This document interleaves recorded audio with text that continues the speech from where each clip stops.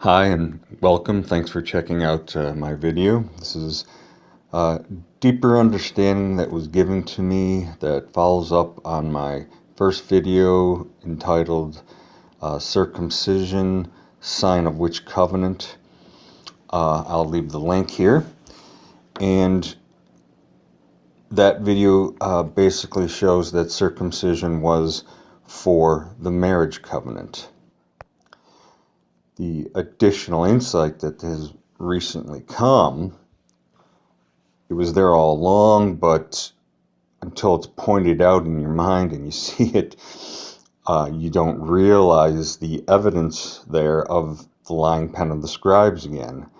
They have altered Genesis 2:24 as was stated in that video and also the other video which followed up on it, which I'll also link here to my video, What is the Honor Your Father and Mother commandment, which shows that that is about entering into marriage with the proper process of the man being circumcised.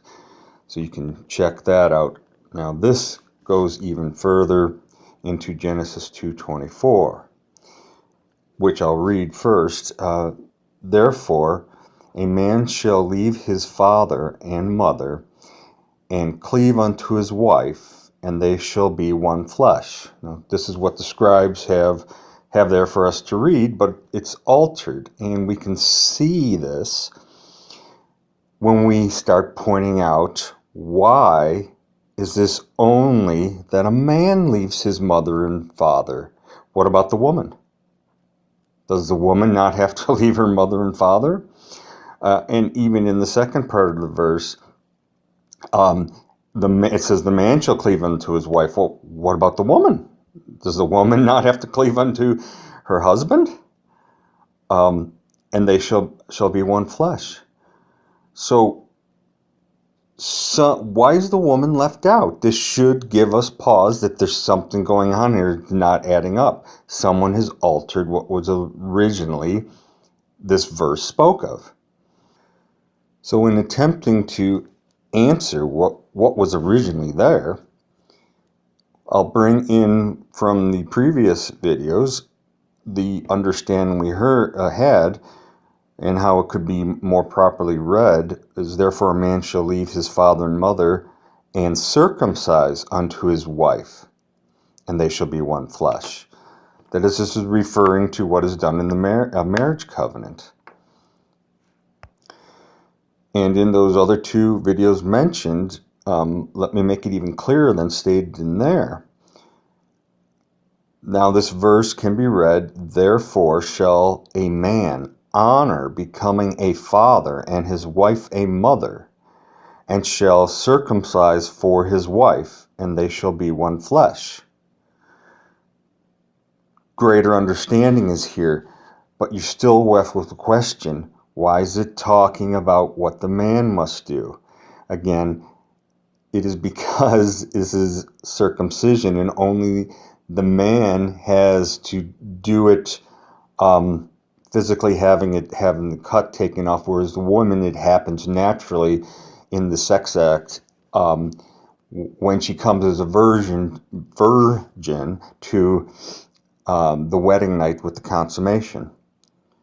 These are all pointed out in the other two videos. So we see this verse is beginning to make sense because it's only the man who can have that done.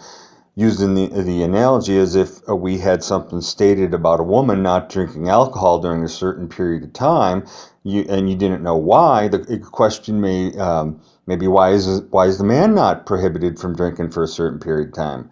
Well, it's when you come to understand what's being talked about. It's a woman being pregnant, not to drink during the time of her pregnancy because it would affect the child being formed. So it wouldn't pertain to males. Males can't get pregnant. So this verse is talking to the male because it's the male who must be circumcised with a knife or other means that's not naturally come about. And the man has to take steps to do this. The woman does not. And you can see this in the second verse, because why does it just say the man has to cleave unto her husband, cleave unto his wife. What about the woman? Doesn't the woman have to cleave unto her husband? Again, if cleave is translated correctly and that it's cut, not adhere, to cleave as in a cleaver, to cleave, to cut, the man is to circumcise. A woman doesn't have to do that because of the natural circumstances that happen on the wedding night. So this is originally what I was shown, and showing how the scribes have altered all this. And once you see why the woman is left out, this whole verse is actually talking about circumcision and the marriage covenant. It makes sense now. Only the man has to take steps to have his flesh cut. What the woman does not. Father, with his hand making its presence here, flesh this out even further. Funny I use that word flesh. The last part, and they shall be one flesh. This has been curious to me. How is it that they become one flesh? And many will argue that it's the sex act. Males have sex together, which is an abomination to the Creator, but they don't become one flesh. That's not what's being talked about here. The scribes have manipulated it. Since we already know the first half is talking about circumcision, isn't the flesh talking about that which is being circumcised? The flesh from the male? The female's flesh is circumcised in the act, a sex act on their wedding night.